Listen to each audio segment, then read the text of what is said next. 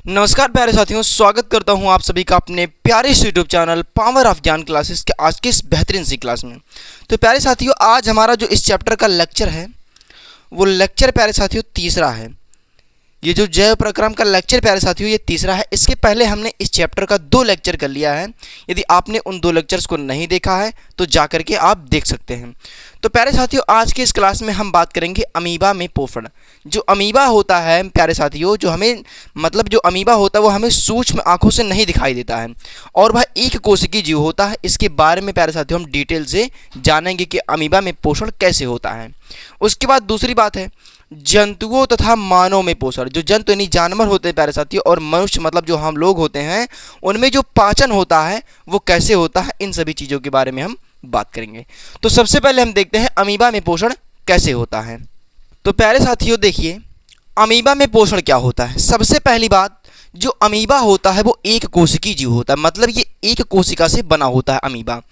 जो प्यारे साथियों देखिए, ये मान लीजिए क्या है, अमीबा है। आप एक बात जानते होंगे, ये 6वीं 7वीं में आप पढ़े होंगे कि अमीबा का कोई आकार नहीं होता है। अमीबा का क्या होता है, कोई आकार नहीं होता, ये अपने एक कोशिकीय जीव होता है और ये अमीबा जो होता है वो अपना आकार परिवर्तित करता रहता है। पहली बात, जो अमीबा होता है वो एक कोशिकीय जीव होता है। क्या होता है, एक कोशिकीय जीव होता है और अमीबा में ही पाचन अंग नहीं पाया जाता है। क्या होता है, पाचन अंग नहीं पाया जाता है।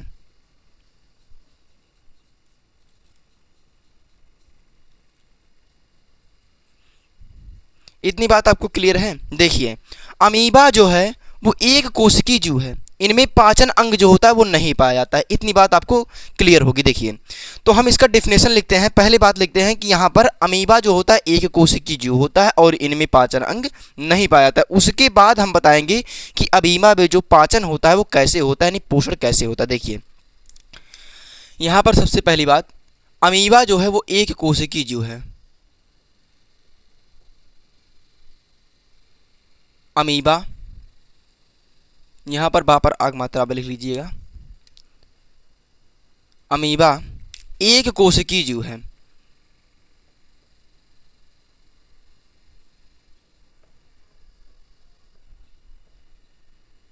अमीबा जो है एक कोशिकीय जीव है और इनमें जो पाचन अंग है वो नहीं पाया जाता है।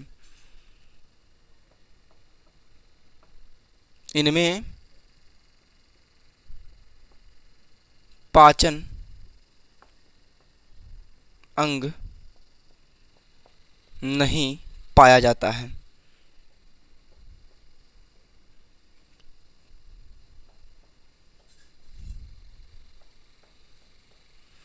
इतनी बात आपको क्लियर होगी। देखिए, हमने क्या बताया, अमीबा जो है एक कोशिकीय जीव है और इनमें पाचन अंग नहीं पाया जाता है। देखिए, अमीबा जो है अब कैसे पोषण करता है, मतलब अपने कैसा भोजन को लेता है उसको अब देखिए। ये मान लीजिए क्या है, अमीबा। ये क्या है, ये अमीबा है। अब मान लीजिए ये क्या है, अमीबा का केंद्रक है और यहाँ पर मान लीजिए कोई भोजन जो है वो अमीबा क्या है, इसको ग्रहण करेगा। तो अमीबा क्या करेगा, अमीबा जो है अपने स्यूडोपोडिया यानी जो उसका कूटपाद होता है उसको फैलाएगा और भोजन को अपने अंदर ले लेगा। देखिए, यहाँ पर ये क्या था, इसका भोजन था। उसके बाद जो है अमीबा जो है अपने स्यूडोपोडिया यानी कूटपाद जो इसका होता है, यही प्यारे साथियों इसका क्या है, कूटपाद है, इसी को फैलाएगा और भोजन को क्या लेगा, अपने अंदर ले लेगा। तो देखिए, ये हमने बनाया अमीबा। ये क्या है, अमीबा है। अब जो है अमीबा जो है अपने कूटपाद को फैलाएगा और भोजन को यहाँ पर ले आएगा। यहाँ पर आपने प्यारे साथियों देखा कि ये अमीबा है और अमीबा जो है इस भोजन को ग्रहण करना चाहता है। मान लीजिए इस भोजन को थोड़ा बड़ा बना देते हैं जिसको आपको अच्छे से दिखे, जिससे ये प्यारे साथियों जो है अमीबा जो है इस भोजन को क्या करेगा, ग्रहण करेगा। और अमीबा ग्रहण कैसे करेगा, मतलब इसको पोषण अपना भोजन कैसे बनाएगा, ये अपने स्यूडोपोडिया यानी जो कूटपाद है इसका, यही क्या है इसका कूटपाद, कूटपाद को फैलाएगा और भोजन को अपने यहाँ तक यहाँ पर लेकर आया। उसके बाद जो है अमीबा जो है उसके बाद उसको भोजन को अपने क्या कर लेगा, अपने अंदर ले लेगा। यहाँ पर मान लीजिए इसका केंद्रक और भोजन को यहाँ तक ले आया और अमीबा जो है इसका पाचन कर लेगा। तो सबसे पहली बात आती है पोषण। सबसे पहली हेडिंग क्या है? पोषण। पोषण मतलब क्या है? जो अमीबा है वो अपने भोजन को कैसे पकड़ता है। मतलब क्या है? अमीबा में हमने आपको बताया कि दो कूटपाद पाए जाते हैं। इन्हें क्या कहते हैं? स्यूडोपोडिया या कूटपाद कहते हैं। इसका अंग्रेजी नाम है स्यूडोपोडिया और हिंदी नाम है कूटपाद। तो सबसे पहली बात है, अमीबा में जो पोषण होता है वो कैसे होता है। देखिए, पहली बात है पोषण। अमीबा जो है अपने कूटपादों को फैलाकर या स्यूडोपोडिया को फैलाकर भोजन को क्या करता है? पकड़ता है और भोजन को क्या करता है? अपने जीव द्रव्य में शामिल कर लेता है। तो क्या है? अमीबा अपने कूटपादों को फैलाकर भोजन को क्या करता है? पकड़ता है।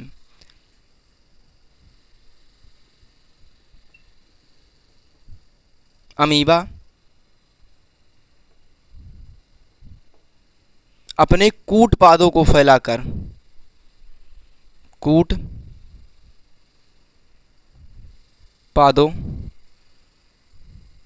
को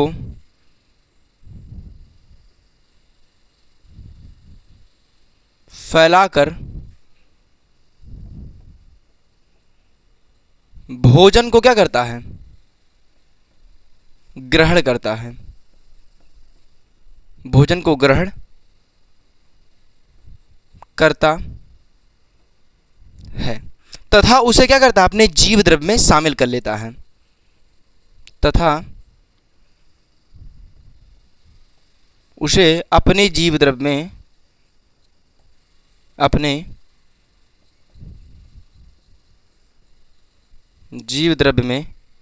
शामिल कर लेता है। शामिल कर लेता है। तो हमने आपको क्या बताया? अमीबा जो होता है अपने कूटपादों, यही जो उसका कूटपाद है, इसी को फैलाकर भोजन को क्या करता है? ग्रहण करता है।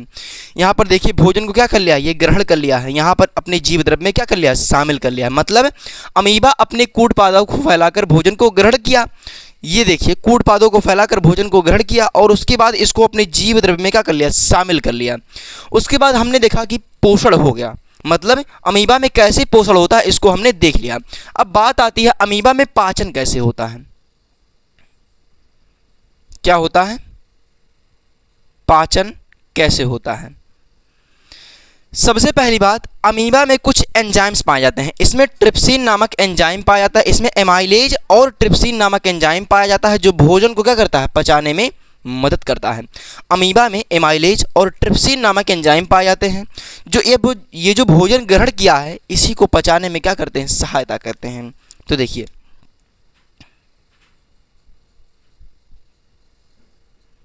अमीबा में एमाइलेज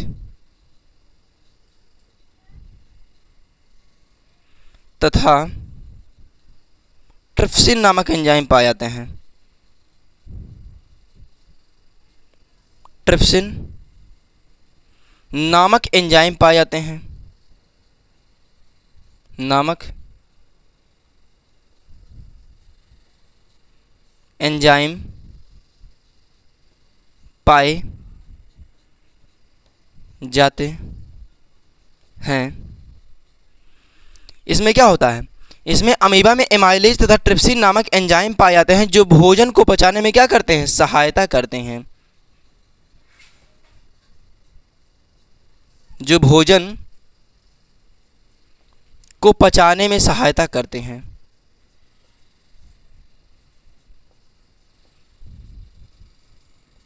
सहायता या मदद करते हैं।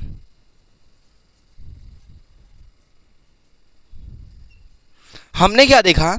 हमने देखा अमीबा में पोषण कैसे होता है। अमीबा जो होता है स्यूडोपोडिया को फैलाकर भोजन को ग्रहण करता है और भोजन को अपने जीव द्रव्य में क्या कर लेता है? शामिल कर लेता है। उसके बाद ये जो भोजन है उसके अंदर, अमीबा के अंदर पचता कैसे है? यहाँ पर एमाइलेज और ट्रिप्सिन नामक एंजाइम पाए जाते हैं जो भोजन को पचाने में सहायता करते हैं। तो आई होप कि आपको यह पोषण और पाचन अमीबा में समझ में आ गया होगा। अब हम बात कर लेते हैं इसमें और क्या होता है। तो अब हम बात करते हैं अमीबा में अवशोषण कैसे होता है। देखिए, यहाँ पर बात है, अब की बार है अवशोषण। हमने देख लिया पोषण और पाचन कैसे होता है। अब अमीबा में अवशोषण कैसे होता है। देखिए, पहले इसकी डिफिनेशन को देखिए। जो पचा हुआ भाग होता है अमीबा में वो क्या होता है, एंडोप्लाज्मा में अवशोषित हो जाता है और इसमें अमीबा के शरीर का आकार क्या होता है, थोड़ा बढ़ जाता है। तो देखिए पचा हुआ जो भाग होता है, पचा हुआ भाग एंडोप्लाज्मा में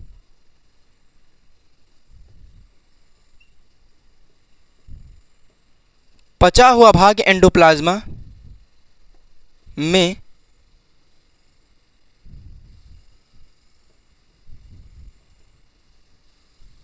पचा हुआ भाग क्या होता है, इसके एंडोप्लाज्मा में अवशोषित हो जाता है, हो जाता है। इसमें अमीबा के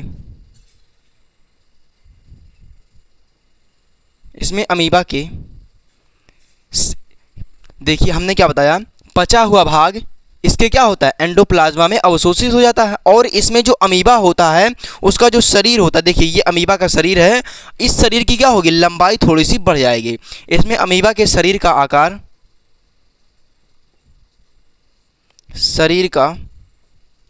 आकार जो होता है बढ़ जाता है,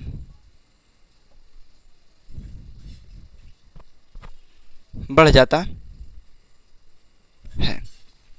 हमने आपको क्या बताया, जो पचा हुआ भाग होता है, जैसे अमीबा ने ये क्या किया, भोजन को ग्रहण कर लिया, तो इसमें जो इसका जो पचा हुआ भाग होता है वो क्या होता है, एंडोप्लाज्मा में अवशोषित हो जाता है। इसी के अंदर क्या होता है, इसका अवशोषण हो जाता है और इसमें जो अमीबा के शरीर का आकार होता है वो क्या होता है, थोड़ा सा बढ़ जाता है। जब इसने भोजन को ग्रहण कर लिया और इसका क्या हो गया, अवशोषण हो गया भोजन का, तो इसमें क्या होगा, अमीबा के शरीर का आकार जो होगा वो बढ़ जाएगा।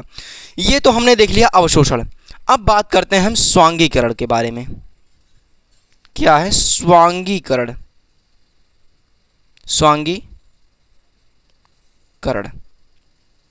स्वांगीकरण क्या होता है, पचा हुआ भाग क्या होता है, इसके जीव द्रव्य में शामिल हो जाता है, क्या कहलाता है, स्वांगीकरण कहलाता है। देखिए जो पचा हुआ भाग होता है, पचा हुआ भाग जीव द्रव्य में शामिल हो जाता है, पचा हुआ भाग क्या होता है, जीव द्रव्य में शामिल हो जाता है,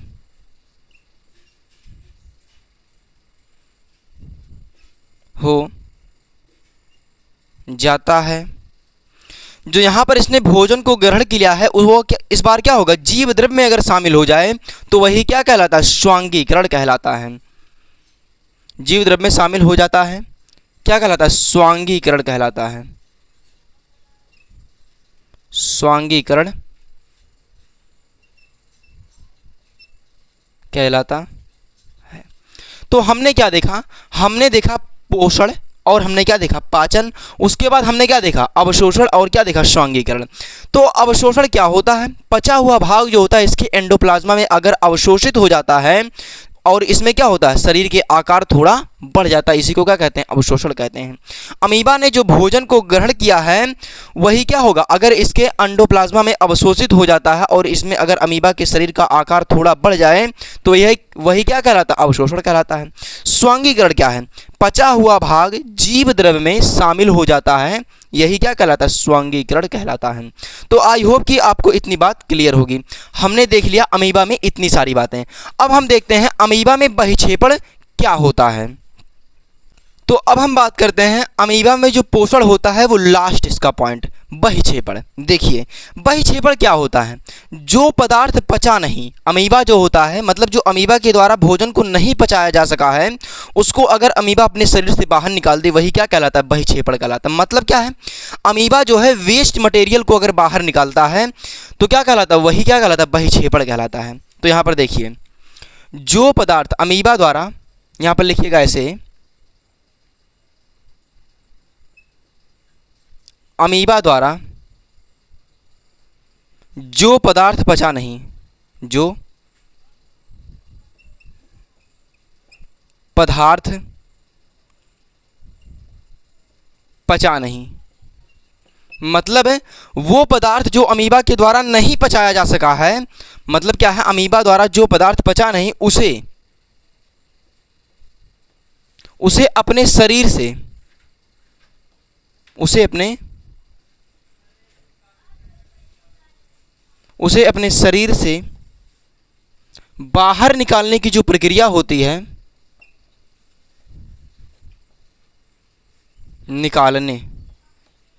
बाहर निकालने की प्रक्रिया जो होती है क्या कहलाती है? बहिक्षेपण कहलाती है।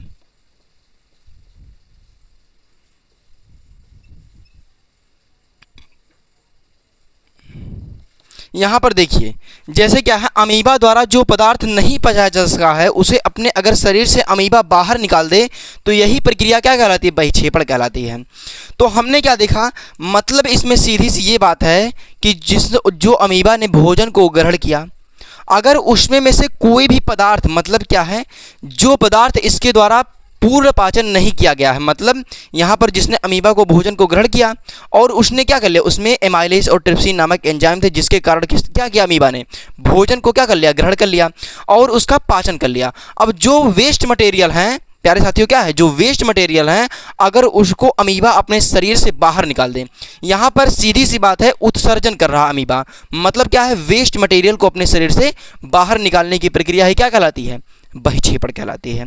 तो आई होप कि आपको यह समझ में आ गया होगा कि अमीबा में पोषण कैसे होता है।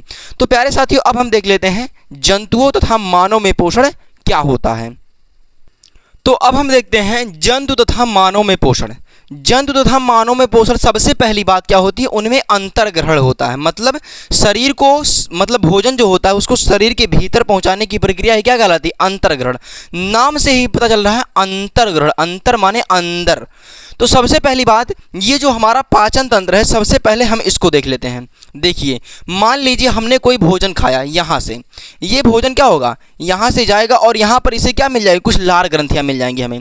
हमारे जैसे मुख में क्या होता है, टाइलिन नामक एंजाइम पाया जाता है, यहाँ पर हमें कुछ लार ग्रंथियाँ मिल जाएंगी। ये क्या है? लार ग्रंथि। लार, यहाँ पर क्या होता है, लार होता है। और यहाँ पर क्या है, मुख है, मुख है। मान लीजिए हमने यहाँ से भोजन को ग्रहण किया और भोजन को यहाँ पर मिल गया लार ग्रंथियाँ, यहाँ से भोजन क्या होगा, धीरे धीरे आएगा। पहली बात जानिए, भोजन जो खाया हमने तुरंत यहाँ पर तेजी से नहीं आता है, भोजन क्रमानुकुंचन गति करते हुए आता है। क्या होता है, धीरे धीरे आता है भोजन यहाँ पर। तो मान लीजिए हमने भोजन को यहाँ पर किया और भोजन क्या होता है, धीरे धीरे धीरे यहाँ पर आएगा और यहाँ पर आने के बाद भोजन क्या होगा, ये है यकृत। ये क्या है, यकृत है। यहाँ पर हमने भोजन को ग्रहण किया, यहाँ से भोजन धीरे धीरे धीरे यहाँ पर आया। यकृत में क्या होता है, पित्त रस बनता है, मतलब क्या होता है, पित्ताशय होता है। यहाँ से भोजन क्या होगा, आमाशय में आया। ये क्या है, ये बड़ा सा भाग क्या दिखाई दे रहा है, ये ही हमारा क्या है, आमाशय है, जिसमें क्या होता है, भोजन इकट्ठा होता है। ये क्या है, आमाशय। ये क्या है, आमाशय है। अब भोजन यहाँ पर क्या होगा, यहाँ पर भोजन जो होता है वो देर तक रहता है। यहाँ पर क्या होता है, भोजन 2 से 3 घंटे तक यहाँ पर रहता है। और उसके बाद यहाँ से भोजन क्या हुआ, यहाँ से भोजन धीरे धीरे धीरे यहाँ पर क्या होता है, आमाशय में। पहली बात जानिए, आमाशय में क्या होता है, जठर ग्रंथियाँ होती हैं। जब भोजन आमाशय के भीतर जाता है तो जठर ग्रंथियाँ क्या होती हैं, उत्तेजित होकर जठर रस का श्रावण कर देती हैं। जठर रस में प्यारे साथियों HCl होता है, हाइड्रोक्लोरिक अम्ल होता है, जो भोजन को सड़ने से बचाने के लिए होता है।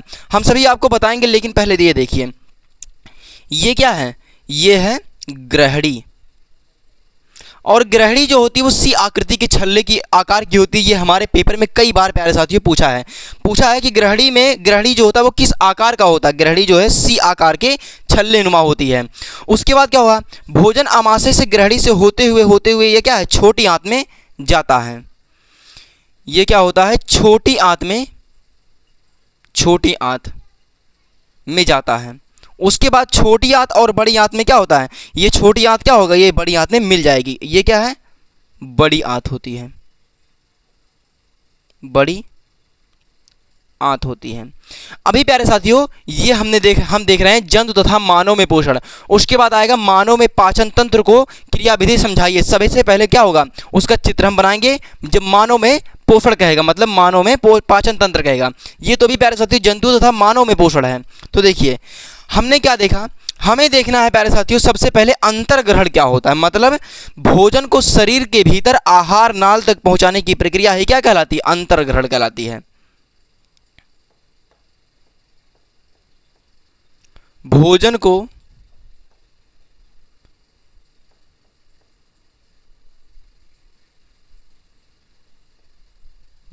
शरीर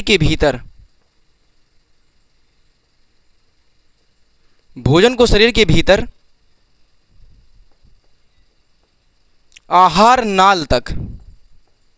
आहार नाल तक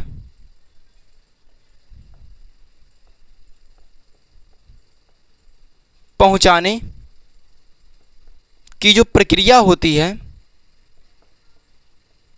प्रक्रिया ही क्या कहलाती है, अंतर्ग्रहण कहलाती है।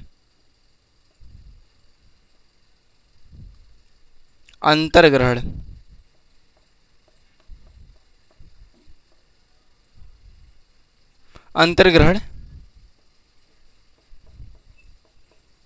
कहलाती। तो हमने क्या देखा, हमने देखा अंतर्ग्रहण। अगर भोजन को शरीर के भीतर हम आहार नाल, इसको क्या कहता है प्यारे साथियों, इसको कहा जाता है ग्रसनी। इसको क्या कहते हैं, ग्रसनी।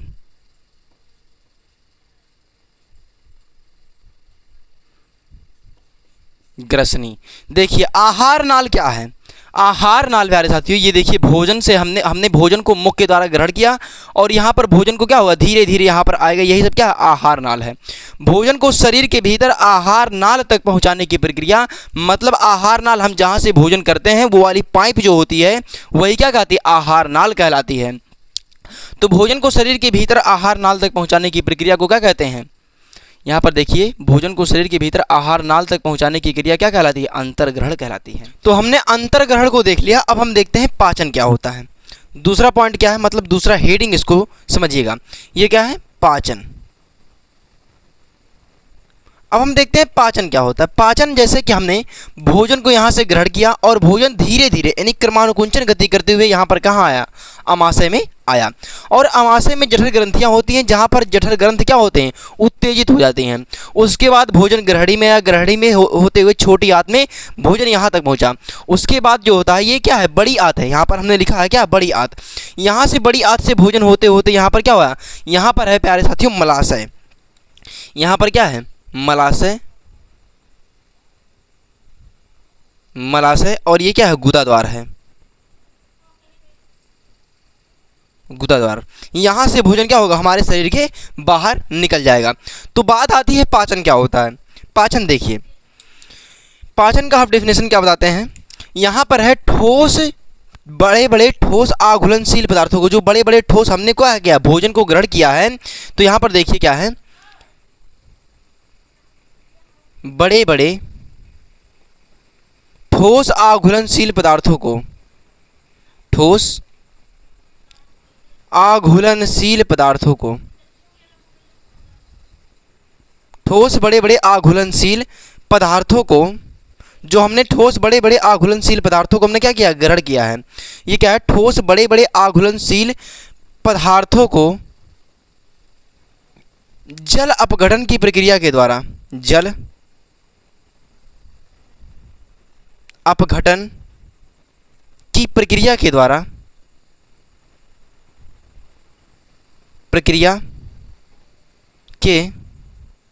द्वारा, सरल पोषक पदार्थों में बदलने की प्रक्रिया क्या है, सरल पोषक पदार्थों में, सरल पोषक पदार्थों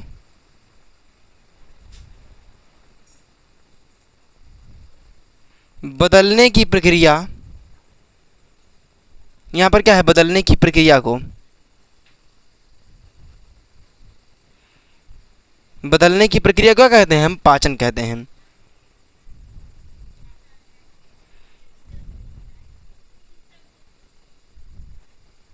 तो हमने क्या देखा, ठोस बड़े बड़े अघुलनशील पदार्थों को जल अपघटन की प्रक्रिया के द्वारा, यानी जो ठोस बड़े बड़े अघुलनशील पदार्थ हैं उनको हम जल अपघटन की प्रक्रिया के द्वारा अगर सरल पोषक पदार्थों में बदल दें तो उन्हीं को क्या कहते हैं, हम पाचन कहते हैं। आई होप कि आपको ये अंतर्ग्रहण और पाचन आपको समझ में आ गया होगा। सबसे मेन पॉइंट है इसमें ये क्या, आहार नाल को समझने की बात है। यहाँ पर आपने प्यारे साथियों अगर पाचन तंत्र को समझ लिया बहुत अच्छी तरीके से तो आपको ये चीज़ें क्लियर हो जाएंगी। तो हमने क्या देखा, सबसे पहले अंतर्ग्रहण में हमने भोजन को शरीर के भीतर आहार नाल तक जो पहुँचाने की क्रिया होती वही अंतर्ग्रहण कहलाती है। बात किया उसके बाद पाचन के बारे में। ठोस बड़े बड़े आघुलनशील यानी बड़े बड़े ठोस आघुलनशील पदार्थों को जल अपघटन की प्रक्रिया के द्वारा सरल पोषक पदार्थों में बदलने की प्रक्रिया को क्या कहते हैं, पाचन कहते हैं। तो हमने क्या देख लिया, हमने देख लिया अंतर्ग्रहण और पाचन। अब हम बात करते हैं प्यारे साथियों अगले जो इसका, हमने केवल इतना ही से ही हमारे शरीर में पाचन नहीं होगा और इसके पॉइंट है उनको हम देख लेते हैं। तो अब हम बात करते हैं अवशोषण। अवशोषण क्या होता है, जो कोशिकाओं के द्वारा पचा हुआ भोजन होता है अगर उसको जीव द्रव्य में सोख लेने की प्रक्रिया ही क्या कहलाती है, अवशोषण कहलाती है। अवशोषण क्या है, यहाँ पर देखिए, जो यहाँ पर भोजन आहार नाल की क्रिया के द्वारा क्या हुआ, पचाया गया है, अगर उसको क्या है अपने भीतर सोख लेने की प्रक्रिया क्या करती है, मतलब देखिए जो कोशिकाओं के द्वारा पचा हुआ भोजन है उसको अगर अपने भीतर ये चीज़ें सोख लें, मतलब यहाँ पर क्या है, यहाँ से हमने भोजन को ग्रहण किया, यहाँ पर आया अमाशय में, यहाँ पर क्या होगा, भोजन का अवशोषण होगा, यहाँ से क्या होगा, भोजन के भीतर जो जितना भी प्रोटीन होगा वो क्या होगा, सोखा जाएगा। मतलब क्या है, कोशिकाओं के द्वारा पचे हुए भोजन से अवशोषण करके, मतलब क्या है, कोशिकाओं के द्वारा पचे हुए भोजन को अपने भीतर सोख लेने की जो प्रक्रिया होती है वही क्या कहलाती है, अवशोषण कहलाती है। तो देखिए कोशिकाओं के द्वारा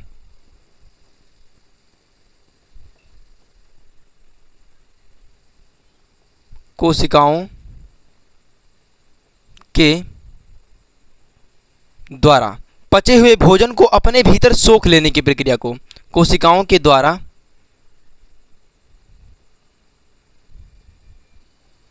पचे हुए भोजन को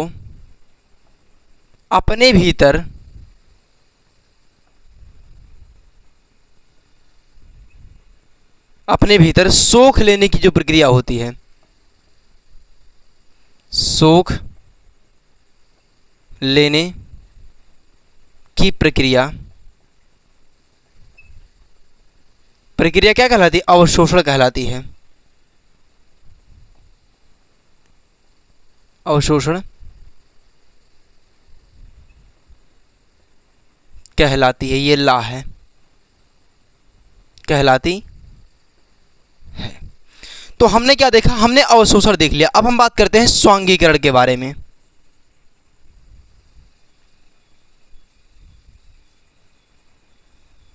स्वांगीकरण, तो देखिए हमने क्या देखा, कोशिकाओं के द्वारा पचे हुआ जो भोजन होता है उसको अपने भीतर सोख लेने की प्रक्रिया क्या कहलाती है, स्वांगीकरण कहलाती है। उसके बाद क्या है, कोशिकाओं के द्वारा पचे हुए भोजन से नए जीव द्रव्य के संश्लेषण की क्रिया के फलस्वरूप या फिर ऊर्जा मुक्त की प्रक्रिया को क्या कहते हैं, स्वांगीकरण कहते हैं। क्या है, कोशिकाओं के द्वारा पचे हुए भोजन से नए जीव द्रव्य के, यहाँ पर क्या है,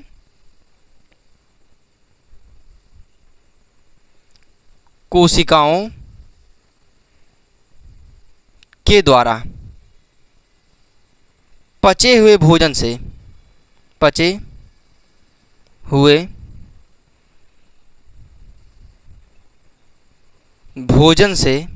नए जीव द्रव्य के संश्लेषण की क्रिया के फलस्वरूप, पचे हुए भोजन से नए जीव द्रव्य के संश्लेषण की क्रिया के फलस्वरूप, संश्लेषण की क्रिया के फलस्वरूप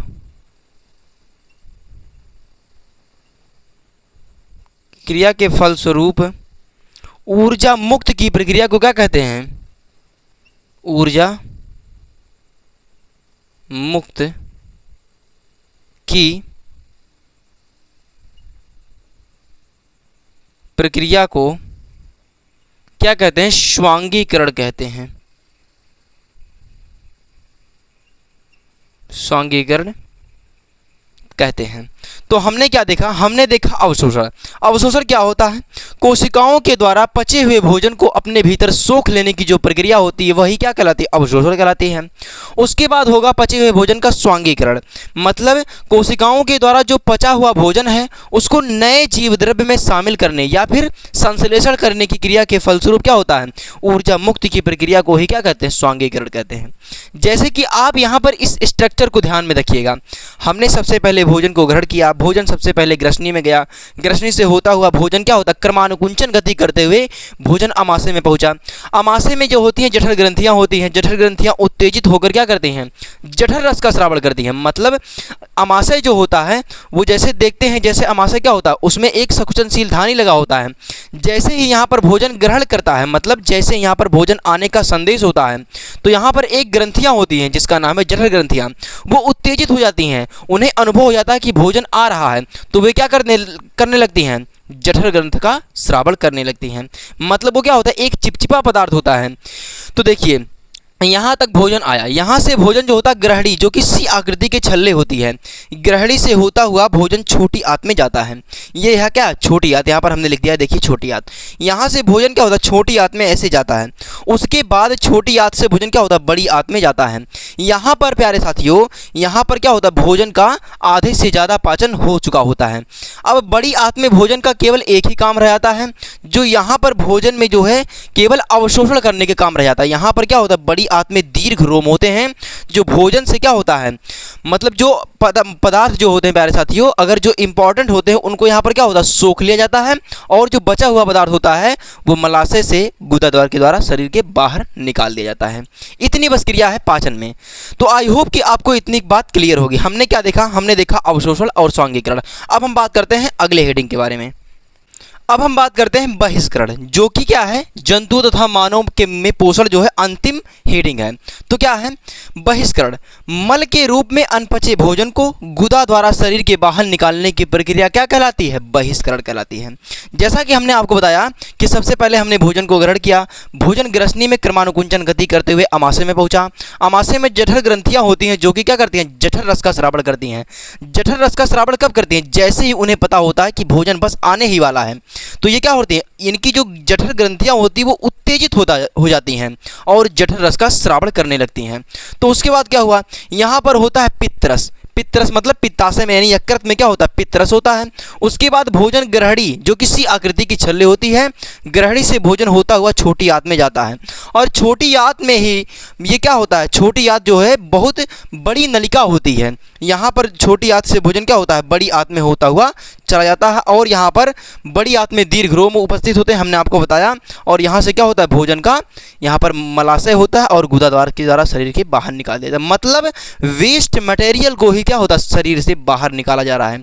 जो यहाँ पर पाचन करना था वो हमारा आहार नाल पाचन कर चुका है, और जो वेस्ट मटेरियल बचा है उन्हें गुदाद्वारा शरीर के बाहर निकाल दिया गया है। तो क्या है इसका जो परिभाषा बनती है, क्या बनती है, मल के रूप में अनपचे भोजन को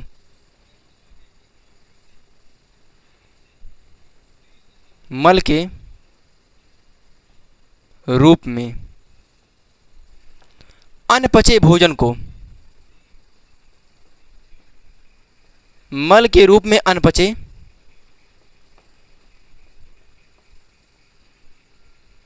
भोजन को शरीर से बाहर निकालने की प्रक्रिया, शरीर से बाहर मल के रूप में अनपचे भोजन को शरीर से बाहर निकालने की प्रक्रिया,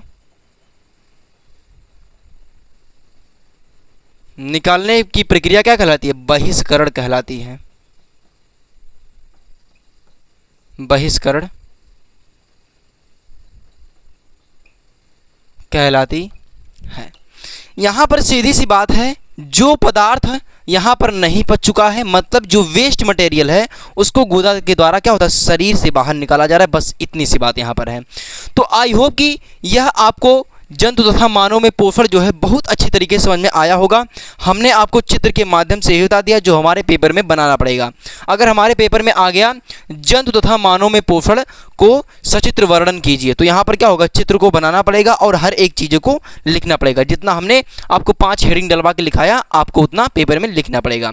तो प्यारे साथियों, आज की क्लास को यहीं तक रखते हैं। इसके बाद हम अगले क्लास में पढ़ेंगे मानव में क्या है, पाचन तंत्र कैसे होता है एकदम विस्तार में।